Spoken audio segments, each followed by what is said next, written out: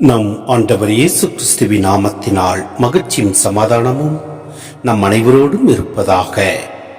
யோவான் 3:31 முடிய, மேலிருந்து வருபவர் அனைவரையும் விட மேலானவர், மண்ணுலகிலிருந்து உண்டானவர், மண்ணுலகை சேர்ந்தவர்.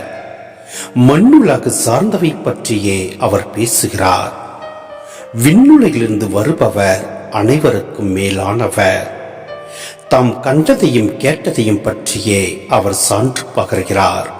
எனினும் அவர் தரும் சான்றை எவரும் ஏற்றுக்கொள்வதில்லை. அவர் தரும் சான்றை ஏற்றுக்கொள்பவர் கடவுள் உண்மையானவர் என்பதை உறுதிப்படுத்துகிறார். கடவுளால் அனுப்ப பெற்றவர் கடவுளின் வார்த்தைகளை பேசுகிறார்.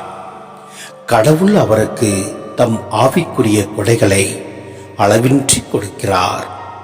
தந்தை மகன் மேல் அன்பு கூர்ந்த அனைத்தையும் அவர் கையில் ஒப்படைத்துள்ளார். மகனிடம் நம்பிக்கை கொள்வோர் நிலை வாழ்வை பெறுவர். நம்பிக்கை கொள்ளாதோர் வாழ்வை காண மாட்டார். மாறாக கடவுளின் சினம் அவர்கள் மேல் வந்து சேரும். சிந்தனை: இப்பகுதி இயேசுவின் சொற்களுக்கு செவி கொடுத்து அவரை ஏற்றுக்கொள்ள அனைவரையும் தூண்டுகிறது. இதன் இறுதி வசனம் இவ்வதிகாரத்தின் மைய பொருளான நிலை வாழ்வை பற்றி மீண்டும் வலியுறுத்துகிறது. எனவே நம் ஆண்டவரிடம் நம்பிக்கை கொள்வோம். இத்திருவருகை காலத்தில் நம் ஆண்டவரிடம் முழு நம்பிக்கை வைத்து செயல்படுகின்ற போது அவரே நம்மை பாதுகாப்பவர். ஆம், தந்தை மகன் மேல் அன்பு கூர்ந்து அனைத்தையும் அவர் கையில் ஒப்படைத்துள்ளார். மகனிடம் நம்பிக்கை கொள்வோர் நிலை வாழ்வை பெறுவர். நம்பிக்கை கொள்ளாதோர் வாழ்வை காண மாட்டார்.